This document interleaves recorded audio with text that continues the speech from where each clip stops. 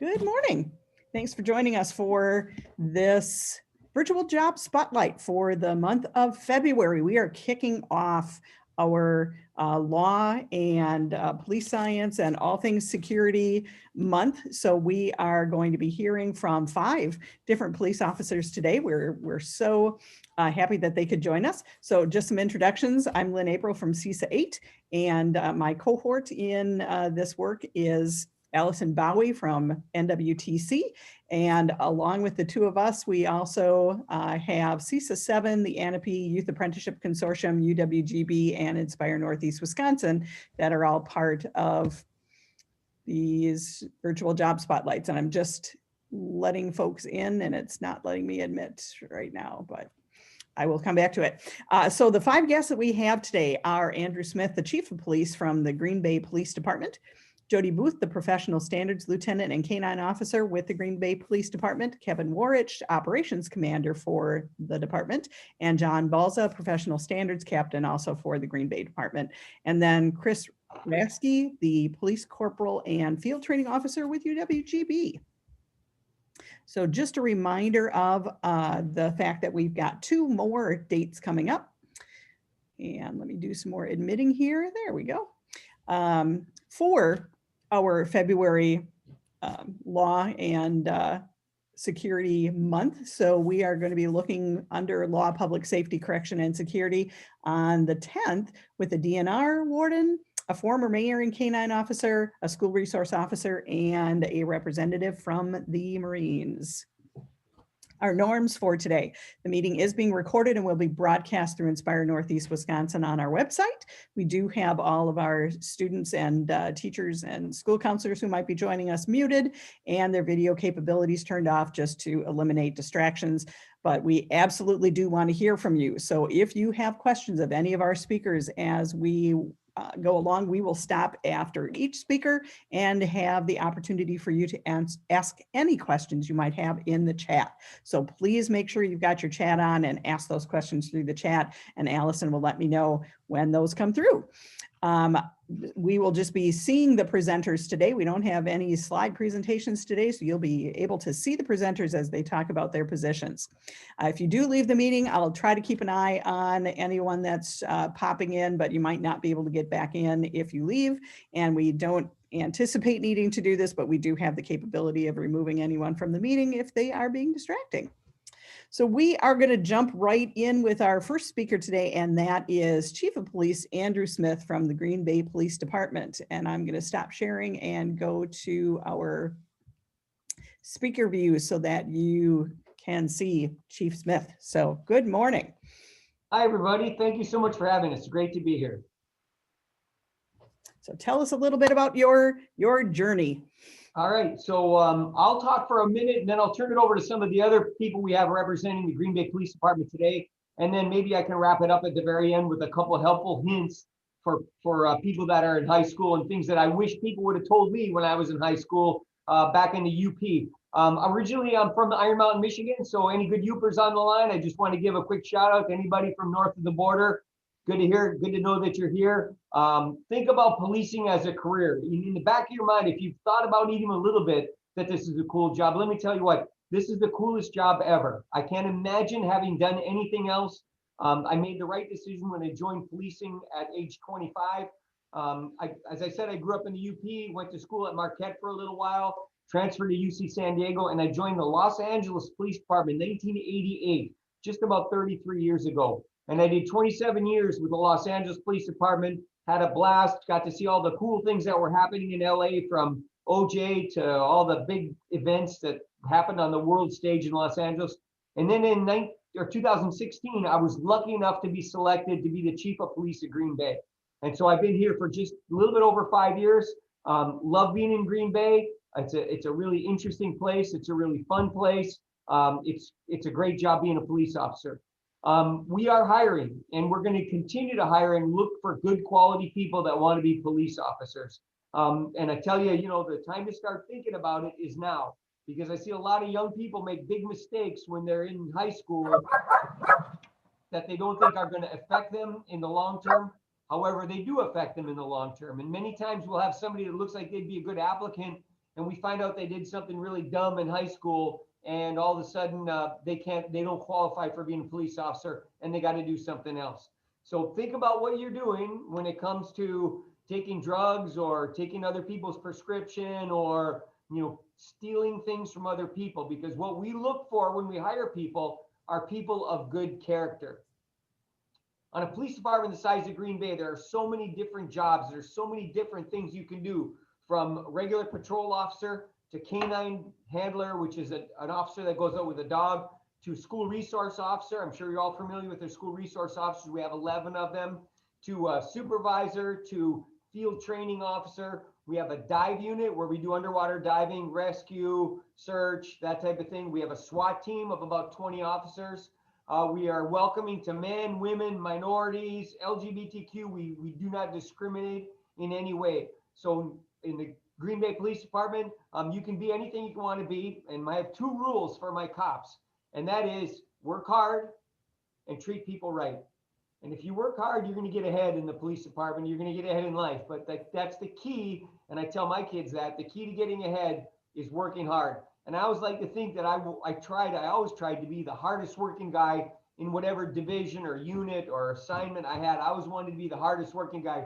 I knew I wasn't going to be the best looking. I knew I was probably not going to be the smartest, but I knew that I could always be the hardest working, because no one can take that away from me. So that's kind of how I got here. Roundabout way, I got my bachelor's degree, and then I joined the police department. Once I was on the department for about 5 years, I went back to school and got a master's degree, which helped me promote on the LAPD, and it certainly helped me get this great job of a lifetime working in the city of Green Bay. So I'm going to toss it to Commander Warwick, if you're on, Kevin Warwick, and I'll let him say a few words. If not, then I'll throw it to Jody Booth, who does a lot of our recruiting. Okay, I did see, yes, there he is. Good morning, everybody. Thanks for having us. My name is Kevin Warwick. I'm the operations commander. Like the chief said, all that opportunity that the Green Bay Police Department offers, that division is under majority of that. Those specialty positions are under the operations division. So I had the honor of leading that division and working every day, trying to be the hardest worker, harder than working than the chief, right? To make sure that this place works. Probably not if you ask the chief, but really just a pleasure to work here, and very honored to work in the Green Bay community. We're always hiring, like the chief said, but our passion and the path of any law enforcement agency going forward, in my opinion, is connecting with the community and engaging the community and working to ensure that the demographics of the police department match the demographics of the community that we serve. And that's what Captain Balls and his crew will talk about in their hiring practice. But as a police department, we're consistently working for the community, not against. There's a lot of things in the news, social media, that really provide those social barriers for policing. And I can confidently say the Green Bay Police Department works every day to overcome those barriers, to engage the community with the most important goal of really building that community trust and respect and legitimacy.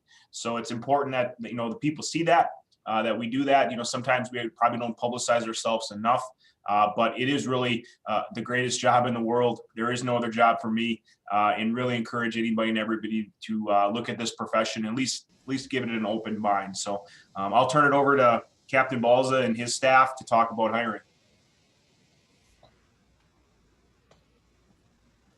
All right, John. All right. Lieutenant Booth is on here. He'll probably go into a little bit more of the hiring stuff. That is under professional standards, but it's so specialized that Lieutenant Booth is the one that monitors that on a day-to-day basis, what our needs are, our applicants. It's a tireless, always open process of trying to find the best candidates for the Green Bay Police Department. My stuff, I started here in 1992. I'm a 1987 graduate of UWGB. Went out in the business world for a little bit, decided that that really wasn't probably the best for me. I went back and pursued this. Went to Fox Valley Tech to get my police certifications to become a police officer. If there's anything that I would suggest to younger people is always remember there's the more education you have, the more experiences you have, the more opportunities that you try out, the better you'd be. So I did a number of years in patrol here, different shifts. Probably one of the biggest passions of my life is field training. I've been in a field training program since 1998. and I've been the commander of the FTO program since 2007. Just watching how people contribute to stuff, how the program has expanded, the successes of the officers that have went through there, who've went off to all sorts of different assignments, different promotions, different areas, different career successes, has been one of the best parts of my career. The second best part of my career, or maybe a tie for first place, has been professional standards. I decided along the way through experience, I never would have guessed that I would have wound up here, that I had a passion for this. Went back and got my master's degree through UW-Platteville with an emphasis on different aspects of professional standards type investigations, legal issues, and field training that I was able, they were able to work with me and tailor my career on. So since 2016, I've been in professional standards. I had to submit an application. I had to interview with our commanders at the time to get this position. This position has also been probably the best part of my life, or best part of my career here for sure. It's challenging. It's different every day. It's very, very, very detail oriented. I've been so fortunate to find two things that I have a passion for and be able to both maintain that and watch things grow and expand here at the police department. So professional standards includes all things of internal affairs. We've had a number of challenges with that over the last 5 years, but working with the people, the different entities, outside agencies, attorneys, and so forth, has been absolutely fascinating and rewarding. The background, the hiring part of it has been exhilarating, changing, adapting, and Lieutenant Booth will get into how that's adapted from just setting a test date and expecting people to show up and pretty much throw themselves at us to what we do today to recruit and accommodate people for hiring. Additionally, for a number of years, training was through here, watching the different technologies, different trainings, different focuses, adapting to what the community wants, from being pretty much just from more the mechanical aspects of it to the more thinking part of it, the de-escalation, the what we adapt to whatever the community wants of us. And that's been a huge challenge and hugely enjoyable in my career as well. Doing the same thing every day would not be a job that I would want to do. So being able to adapt, being able to work with people, being able to represent what the community wants us to do has been absolutely exhilarating, and it's been a wonderful career. So if I would give any advice, get an education, get well-rounded, try different experiences here, and find your passion. So with that, the hiring, I'll turn it over to Lieutenant Booth. Thank you very much for your time. Excellent. Thank you. Hi, everyone. This is Lieutenant Booth. I've been with Green Bay for roughly about 28 years. I first started out going to Northeast Wisconsin Technical College, where I got my bachelor's degree, or excuse me, my associate's degree in police science. And then I transferred to Northern Michigan University, where I got a bachelor's degree, and then was hired by Green Bay. I can tell you that Green Bay by far is probably one of the best departments to work for. I have had an absolutely rewarding career as I kind of close out towards the end, getting near retirement. I've been all over the department. I have been, I've worked as a field training officer, a patrol officer on night shift, afternoon shift, day shift. I've been a supervisor and a field training supervisor. And my current position is with professional standards. Now, professional standards with the city of Green Bay covers a couple of different areas. One would be the internal affairs side of things. Another thing would be recruitment and retention. Now, recruitment is where we would go out and look for people to fill positions as police officers as we have openings on the department. Now, over the past 4 or 5 years, we've had a large number of retirements, which has kept myself and Captain Balza very busy with going around to different technical colleges and holding public testing for people to come in and go through our process. The process of becoming a police officer consists of multiple steps that you would need to go through. Now, the first step is a written test. That written test is basically we show a video where you watch the video, and then you write a short 1-page report of what you observed on the video. Kind of like some of the reports that many of you have done for different classes over the years. Then we end up doing a written, like a Scantron report, where we ask all kinds of multiple choice, true, false questions about different knowledge that you may have as for a police career that you may have had through classes. Some of it is just general civics type questions.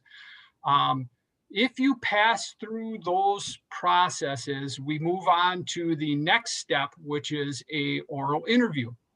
Now, how we do those is sometimes we do them with a panel of officers, including myself, Captain Balza, and 2 other officers. And we'll have you come in and we ask you a couple of questions to see how why you want to be a police officer, what have you done to prepare yourself to be a police officer, and that type of thing. As you get through that, the next step would be a background investigation. Now, our background investigations, obviously because of the position that you are applying for, are pretty extensive. Now, we will go into your background, we go and talk to teachers, neighbors, different your previous employers, that type of stuff, and just to see what type of a person you are, if your fit is good for our organization and that type of thing. And then after that, we put a report together. Those reports are typically about 11 to 14 pages long, and we send those to Chief Smith. He gets to sit down and take some time to read through the background investigation. And if he feels you're a good fit, he will give us the thumbs up, and then we will send that report to the Police and Fire Commission. Now, the Police and Fire Commission is a group of individuals from throughout the community. Many of them are retired human resources directors from large businesses around the area. We've had them from Schneider National in the past, from Procter & Gamble, Wisconsin Public Service. We also have some community leaders who are on that board. We have, I believe there is a pastor that is on that board as well. So it's a cross section of our community that's on that board. So what they will do is they will schedule a second interview with you. And then what happens is you come into that interview, they ask you a couple of questions in the interview. Again, why do you want to be a police officer with the city of Green Bay? What have you done to prepare yourself to be an officer with the city of Green Bay? And then they'll ask you a couple different situational questions. If they like what they hear and they give you the thumbs up, then what I do is I call you back and we set up a 3 more steps that you have to go through. One is a physical. That is typically, if any of you have played sports in the past, it's very similar to a physical that you go through for sports. Secondly, we have you go through a polygraph exam. And then we, excuse me for a second, there. Okay, then we send you through the polygraph exam. That is with a polygraph examiner who is in an office out of Brookfield, Wisconsin, down by Milwaukee. Once you're finished with that, then you go through a psychological exam. They will All three of those tests you'll go through and over the course of a week. And then if everything comes out well with that, what happens is we call you and give you a offer of employment. And we set a swear-in date. So that swear-in date, we have a ceremony where the mayor is there. We call in different community leaders that come in.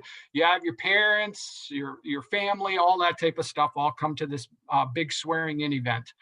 And then we will swear you in. And then at that point, after you're sworn in, you go into what is called the Green Bay Police Department's Mini Academy. And that is basically about a month-long period where we are showing you how to run our computer programs, how to get logged in the squad car. And then we run you through a couple of different scenarios of things that officers that have worked at our department have gone through in the past. Different scenarios out on the street that we've seen to try to help you as you go along through your career, that it's not the first time when you run into something on the road, it's not the first time. So you've had a couple of reps of seeing different things and how other older, more seasoned officers have handled these situations in the past.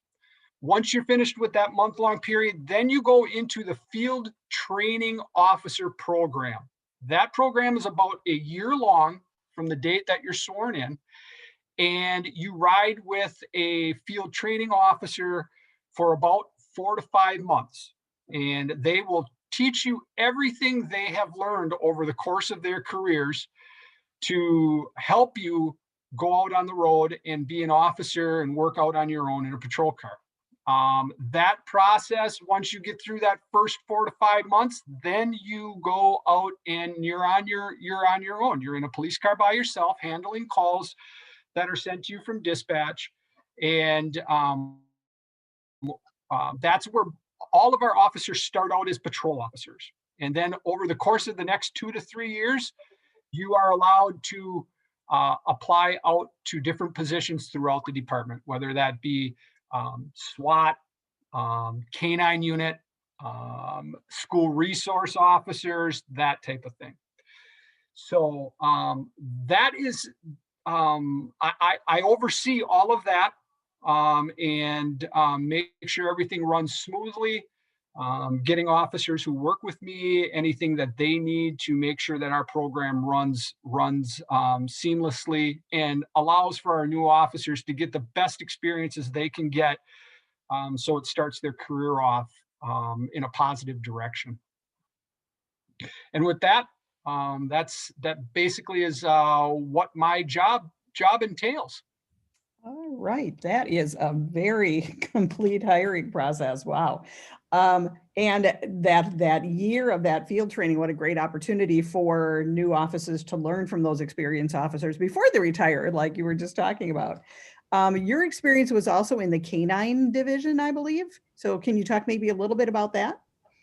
Yes, I'm also supervisor of the Green Bay Police Department's canine unit. Our police department consists of 5 police canine dogs, and each one of our handlers, what happens is after 3 years of being on the department, they can apply to be a canine officer. And that is a position that you have to go through an interview for. And then we select candidates based on how they perform in those interviews and what their experiences are that they've had in their career up to that point. Once those canine handlers are selected, we send them to a canine training school. Now that school there's multiple schools all around the country. We have recently used one that was in Kansas. So what we would do is we would send our canine handlers down to this kennel in Kansas. They would select their dog while they're down there, and then they train with those dogs for anywhere from 2 weeks to 6 weeks.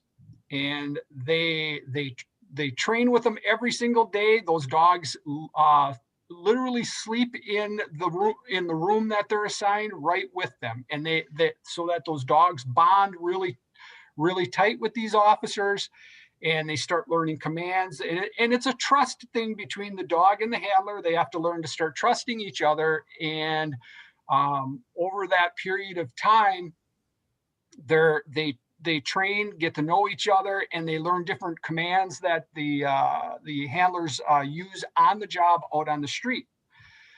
Then after that initial training period, the canines come back with their handlers, and then they go out on the road and they start answering calls and doing different types of canine calls and that type of thing. We have two different types of dogs at the Green Bay Police Department.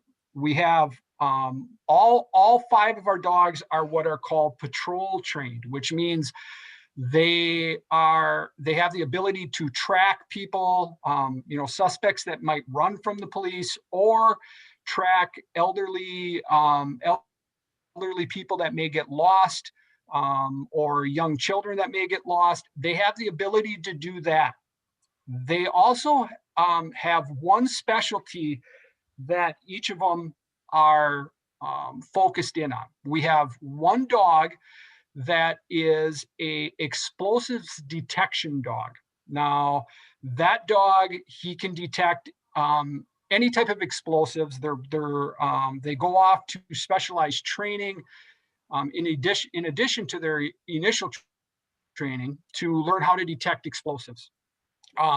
His primary, at least for the city of Green Bay, one of the primary duties for that canine is you will see him at Green Bay Packer games. And he also, for Super Bowls and for Badger games and stuff like that, those agencies will contact us and ask us if we can send the handler and our explosives dog down to help them out with their events, typically sniffing packages and stuff like that to make sure that nobody's sending any type of explosives into the stadium and that type of thing.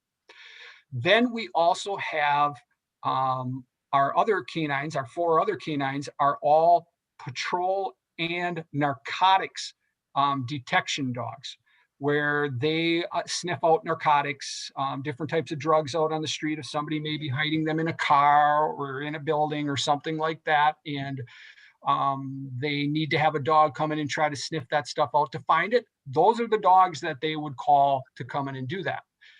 One of the unique things about canines is that you cannot cross-train them narcotics and explosives. So you could not have a dog that does explosives and narcotics. It can only be one or the other.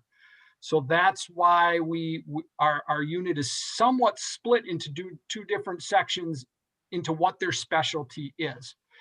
And but we have, because of the use of our dogs for the narcotics side of things, we have more narcotics dogs than we do explosives dogs. All of our canines are funded by the community. So when we need a new canine, if one retires, they typically have a working span of about 7 to 8 years. We have had multiple German Shepherds in the past. We've had what are called a Malinois. A Malinois is from, typically they come from overseas, from usually over in Holland is where they come from. They're kind of a cross between a German Shepherd and a Doberman. You can definitely tell the difference between the two dogs. The German Shepherd is much more laid back. They're much more of a hardy bone structure, and they tend to be a little bit, can get through the abuses of being a police dog. Then you have a Malinois, who is a very high-strung dog. Sometimes if you ever see a Malinois, they literally, when they know they're going to work, they shake. They will literally shake because they're so high-strung, and they have such fast twitch muscle tone to them.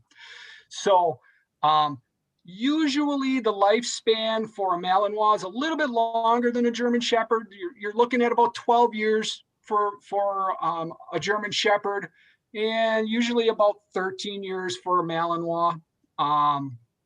their career working span is usually only about 7 to 8 years, simply because of everything they go through out on the street. They get a lot of pressure as far as being out and working and that type of stuff. And I'm sure all of you can understand what they go through as a police dog.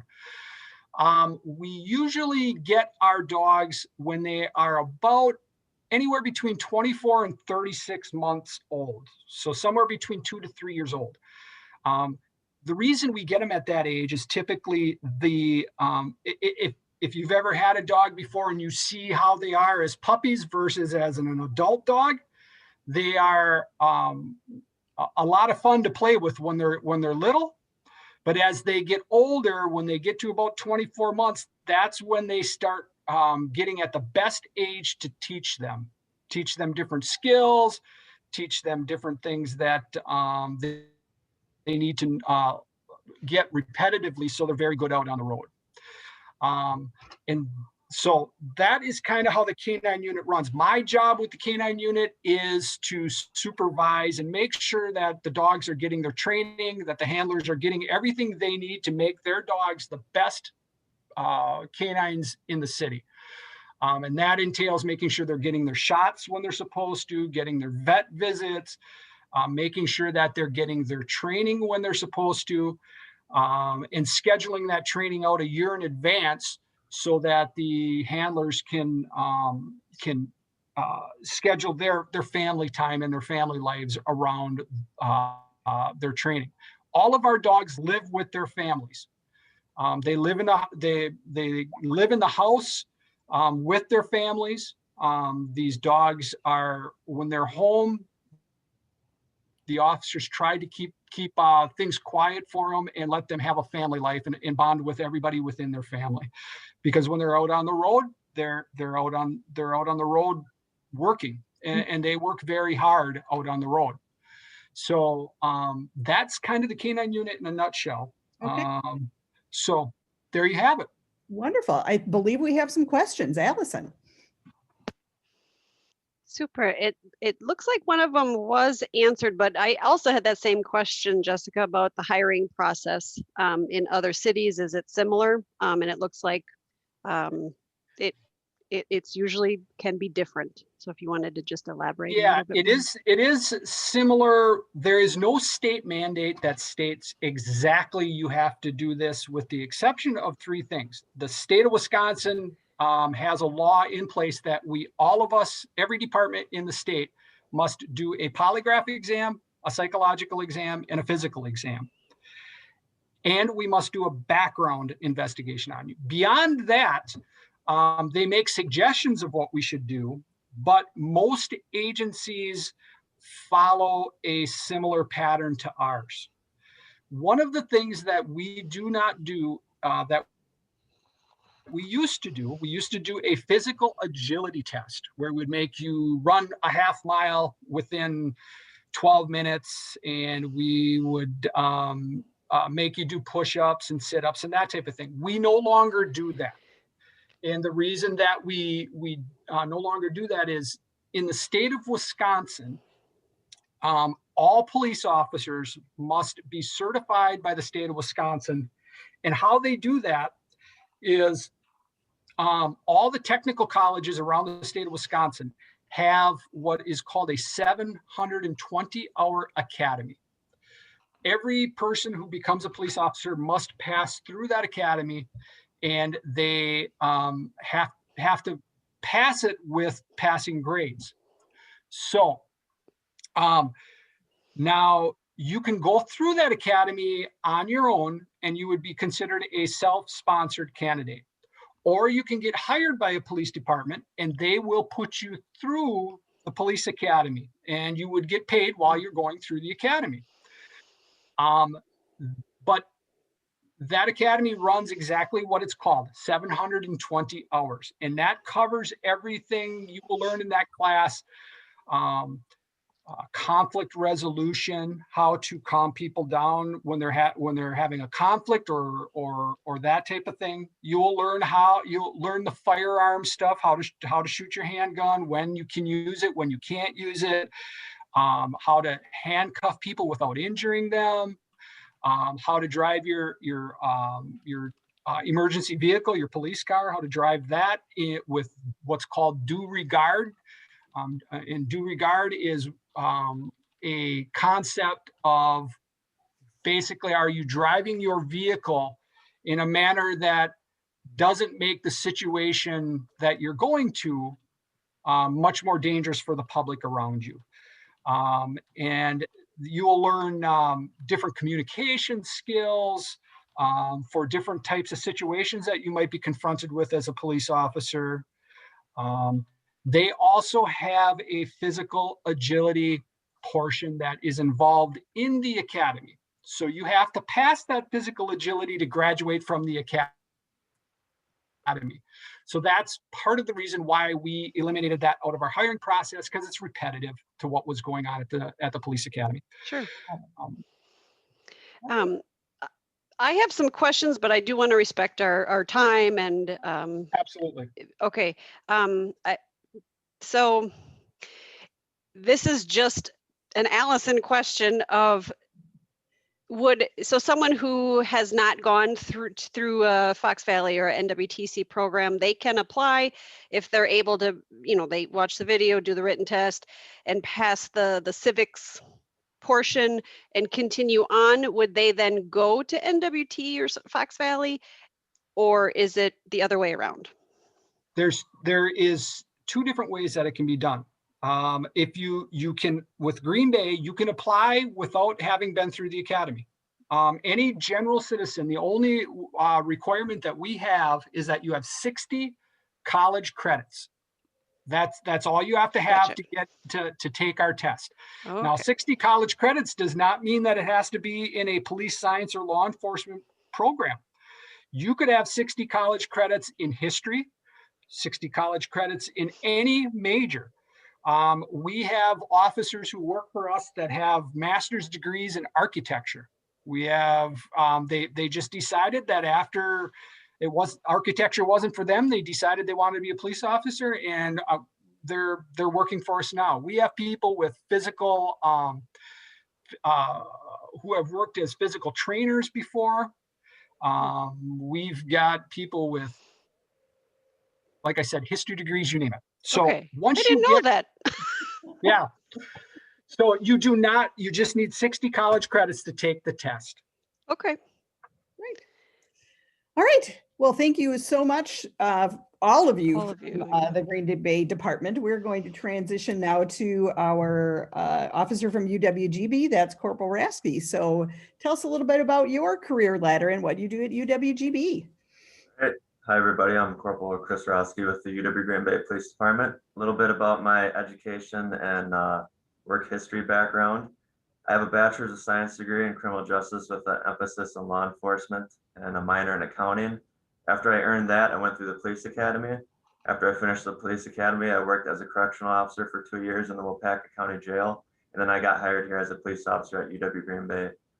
I'm currently assigned as our department's community police officer. I'm also a field training officer within the department. I'm also a defense and arrest tactics instructor with the department as well. A little bit about our department.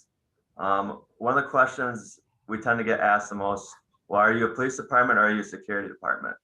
I don't necessarily view that as an unfair question, since we didn't become a fully operational 24/7 police department until 2015. That's when our last security officer that we had working here actually went through the police academy and became a certified police officer through the state of Wisconsin. Ever since then, we've always been a 24/7 police department. We're a pretty small agency, including our chief and our sergeants. We have a total of 11 full-time sworn police officers. We're currently 2 short as well, and we're currently going through a hiring process. And we also have several part-time police officers too that typically help with like special events, like graduation, basketball games on campus, things like that. Mainly doing traffic control or just being present. I've always said that university policing is a very unique style of policing. It's almost like being school liaisons at the college level, if that kind of makes sense. And it's also like campus itself is almost like policing a small town or village within the city of Green Bay. So it's kind of unique in that way. We're huge on community-oriented policing, like most departments. We're very proactive. We've adopted the boots on the ground philosophy, which is a philosophy that we spend more time outside of our squad cars and more time on foot patrol, whether that's walking through buildings, walking through residence life, walking through the Crest Center on campus during athletic events, things like that. One of the things I'm trying to get started here as being in this assigned role is I'm trying to get our bike patrol unit back up and running. I've been here for almost 4.5 years, and since I've been here, we haven't had a cop on a bike, which I think is almost should be a requirement to be a university police officer. So I'm trying to get that going, and hopefully this spring, once the weather gets nicer, we'll be able to get that unit back up and running. We offer different programs to different to students, faculty, and staff on campus. One of our best, most successful programs is our self-defense class that we offer to our students. We go over Wisconsin law regarding self-defense and different techniques that students could use if they ever have to defend themselves in a way, and that's usually one of our most successful programs. We tried to do that a couple times this semester. We have not been able to do that since COVID started, but hopefully when things get back to normal and we can actually start hosting more in-person stuff, that's something that I'd almost want to host once a month, because we usually have quite a few people interested in. Another thing that I know our Chief Jones wants to get started is a community police academy, which would be equivalent to like citizens police academies that other agencies do. Again, that's kind of been put on hold since COVID started. We want to get a ride-along program started as well, but again, until things start to get back to normal from COVID, that's all been kind of put on hold right now. We assist different departments on campus with a lot of different things. We have a really close working relationship with residence life, dean of students office, health and counseling, athletics. Like all this week, I've been helping residence life with fire drills and talking to students during the fire drills, the different requirements and different safety precautions with that. Like any other police department agency, we have the law enforcement side, meaning enforcing anywhere from parking enforcement to ordinance level enforcement to criminal enforcement. We respond to all emergencies on campus, including medical emergencies. And then we also do perform a number of welfare checks, which is more like mental health related incidents. As far as recommended classes and experiments, I kind of have a list here if you're interested in career in law enforcement. Obviously, if you have a chance to take any criminal justice or forensic science related courses, that would definitely help you in the long run. Communication and public speaking courses is also big. In law enforcement, our voice and our communication skills are our number one tool, especially when it comes to de-escalating situations. Any technical writing courses, we write a lot of reports in this career field. There's no doubt about that. And when you're writing reports specifically related to a criminal matter, you want to make sure that you're as detailed, as thorough as possible, not having grammar errors, because that could affect the outcome of the case potentially. So any type of technical writing courses. Self-defense training programs, physical fitness, it's part of this job. It can be very physically demanding at times. So taking care of yourself is a big thing as well with this career field. I have listed photography, mainly because photography is part of taking, photos of crime scenes, evidence. When I was in college, I went to UWGB for my bachelor's degree. I actually took an investigative photography course as part of an elective within the criminal justice program. And that taught me so much about cameras themselves that I had no idea beforehand, and different lighting techniques, stuff like that. To me, it was very helpful. So if you have the opportunity to take a class like that, it can help you in the long run. As well as any jobs or experiences, one of the best decisions I ever made when I was in college was to join the local police explorers program down in Platteville. I felt like that taught me so much and better prepared me to before I even went to the police academy and before I even started working.